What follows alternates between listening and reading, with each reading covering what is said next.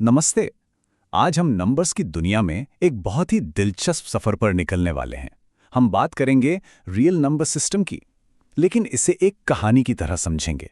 एक ऐसी कहानी जो खोज और गहरी समझ से भरी हुई है। हम सबको लगता है कि नंबर लाइन बहुत सीधी सादी सी चीज है ना? लेकिन क्या हो अगर इसमें कुछ ऐसे राज छिपे हों जो हमें दिखाई नहीं देते? आज के इस सफर में हम अपनी इसी जानी पहचानी नंबर लाइन को एक बिल्कुल नई नजर से देखने वाले हैं और इसके अंदर छुपे गहरे राज को खोलने की कोशिश करेंगे। तो ठीक है, फिर शुरू करें। चलिए बिल्कुल बेसिक से शुरू करते हैं। हम सब मिलकर उस नंबर लाइन को फिर से बनाते हैं जिसे हम स्कूल से पढ़ते आ रहे हैं, एक एक कदम बहुत आराम से। तो सबसे पहले क्या आता है? गिनती की संख्याएं, राइट? 1 2 3, जिन्हें हम कहते हैं नेचुरल नंबर्स। ठीक है, अब इसमें जीरो और नेगेटिव नंबर्स भी जोड़ देते हैं, तो बन गया हमारा इंटीजर्स का पूरा सेट। लेकिन अभी भी बीच में खाली जगह है ना, तो उस जगह को भरने के लिए हम ले आते हैं सारे फ्रैक्शंस, मतलब m/n वाली सारी संख्याएं, जिन्हें हम रैशनल नंबर्स कहते हैं। अब देखिए, अब तो ये लाइन एकदम खचाखच पूरी तरह से भरी हुई लग रही है कि नहीं? बिल्कुल। अब तो ऐसा ही लगता है ना कि आप सुई की नोक कहीं भी रख दें, वहां कोई ना कोई फ्रैक्शन तो मिल ही जाएगा। मतलब इस लाइन पर अब कोई भी जरा सी भी जगह खाली नहीं बची है, ऐसा ही लगता है। लेकिन असली कहानी में ट्विस्ट तो अब आने वाला है। क्या हो अगर ये जो हमें भरा हुआ दिख रहा है, ये सिर्फ एक धोखा हो? चलिए देखते हैं। इस परफेक्ट दिखने वाली लाइन की जो हमारी धारणा है ना, उसे जरा चैलेंज करके देखते हैं। और इसे समझने के लिए हमें कोई बहुत मुश्किल चीज नहीं देखनी है।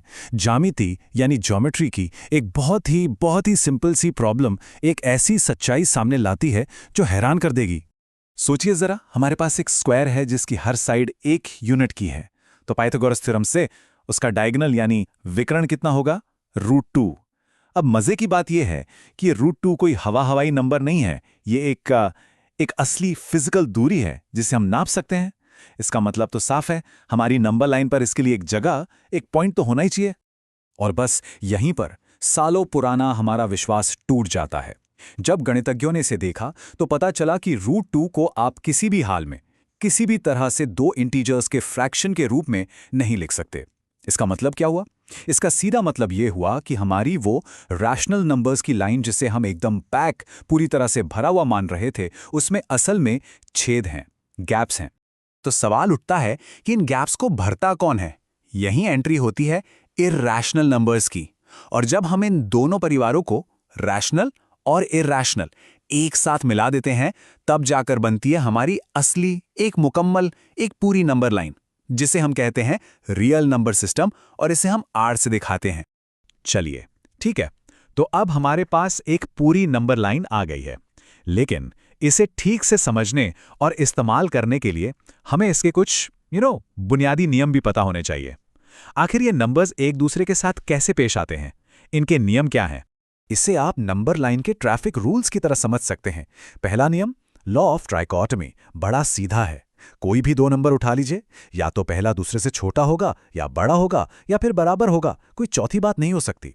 और दूसरा, ट्रांजिटिविटी, वो भी बहुत सिंपल है। अगर x y से छोटा है और y z से छोटा है, तो भाई जाहिर सी बात है कि x z से भी छोटा ही होगा। यही वो आसान से नियम है जो पूरी नंबर लाइन को एक लॉजिकल ऑर्डर में, एक तरतीब में रखते हैं। मगर इन आसान से नियमों के अलावा एक और चीज है, एक असली सुपर पावर। यही वो खासियत है जो रियल नंबर्स को रियल बनाती है। और यही वो गुण है जो इस बात की गारंटी देता है कि इस लाइन में अब कोई भी, एक भी छोटा सा गैप बाकी नहीं रह गया है। तो इस सुपर पावर को समझने के लिए पहले एक छोटा सा कॉन्सेप्ट समझना होगा, अपर बाउंड का, या कहें ऊपरी सीमा का। मान लीजिए हमारे पास कुछ नंबर्स का एक सेट है, एक ग्रुप है। अब क्या कोई ऐसी संख्या है जो उस ग्रुप के हर एक नंबर से या तो बड़ी हो या बराबर हो? अगर ऐसी कोई संख्या मौजूद है तो हम उसे उस ग्रुप की छत या अपर बाउंड कह सकते हैं। इसे उदाहरण से समझते हैं। जैसे इस टेबल में अब नेचुरल नंबर्स का सेट है 1 2 3, और ये तो चलता ही जाता है, तो इसकी कोई छत नहीं है, कोई अपर बाउंड नहीं है। लेकिन अगर हम फ्रैक्शंस का ये सेट देखें, 1 1/2 1/3, तो इसमें सबसे बड़ा नंबर 1 है। तो हम कह सकते हैं कि 1 इसका एक अपर बाउंड है, कोई भी नंबर इससे बड़ा नहीं है। और अगर हम अपने √2 वाले केस की बात करें, उन सारे रैशनल नंबर्स की जिनका स्क्वायर 2 से कम है, तो उनके लिए 2 एक अपर बाउंड का काम कर सकता है ना? यहाँ एक दिलचस्प बात है किसी भी सेट की एक से ज्यादा छतें हो सकती हैं। जैसे हमारे √2 वाले सेट के लिए 2 भी एक अपर बाउंड है, 3 भी हैं, 4 भी हैं, ये सब उस सेट के सारे नंबर्स से बड़े हैं। लेकिन इन सब में से सबसे छोटी, सबसे निचली, सबसे करीबी छत कौन सी है? बस उसी को हम कहते हैं सुप्रीमम या लीस्ट अपर बाउंड। ये वो सबसे छोटा वाला अपर बाउंड है। और अब हम उस सुपर पावर पर आ गए हैं। वो जादुई नियम है द कंप्लीटनेस प्रॉपर्टी। ये एक गारंटी है, एक वादा। ये कहता है कि रियल नंबर्स का कोई भी सेट लीजिए, अगर उसके पास कोई अपर बाउंड है, मतलब कोई छत है, तो उसके पास एक सबसे निचली छत यानी एक सुप्रीमम भी जरूर होगा, जरूर होगा। और मजे की बात यह है कि यही गारंटी रैशनल नंबर्स के पास नहीं है। तो चलिए अपनी उस पुरानी समस्या पर वापस चलते हैं। वो सेट जिसमें सारे रैशनल नंबर्स थे जिनका स्क्वायर 2 से कम था। इस सेट का अपर बाउंड तो था, जैसे 2, लेकिन रैशनल नंबर्स की दुनिया में इसका कोई लीस्ट अपर बाउंड नहीं था। रियल नंबर्स में कंप्लीटनेस प्रॉपर्टी गारंटी देती है कि इसका ल्यूब मौजूद है, और वो ल्यूब क्या है?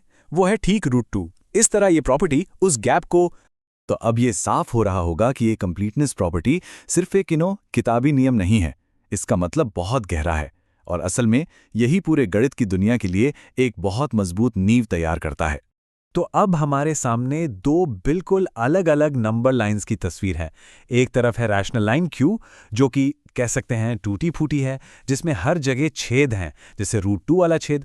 यहाँ पर किसी सेट का अपर बाउंड हो सकता है, लेकिन ये जरूरी नहीं कि उसका लीस्ट अपर बाउंड भी उसी रैशनल दुनिया में मौजूद हो। और दूसरी तरफ है हमारी रियल लाइन R। ये एकदम परफेक्ट है, इसमें कोई गैप नहीं, कोई छेद नहीं, और इसकी कंप्लीटनेस प्रॉपर्टी ये गारंटी देती है कि हर बाउंडेड सेट का एक लीस्ट अपर बाउंड होगा।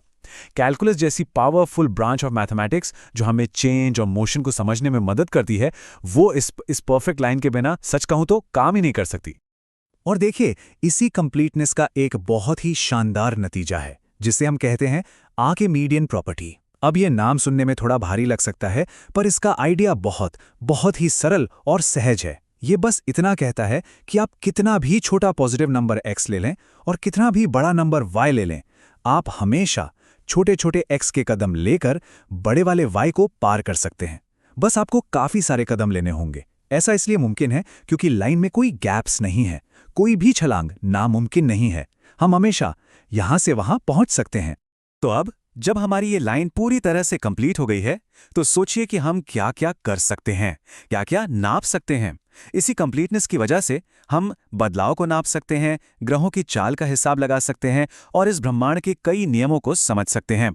तो अगली बार जब भी कोई एक सीधी लाइन देखें, तो एक पल को जरूर सोचिएगा कि उसकी असली ताकत उसके गैप्स में नहीं, बल्कि उन गैप्स के ना होने में है।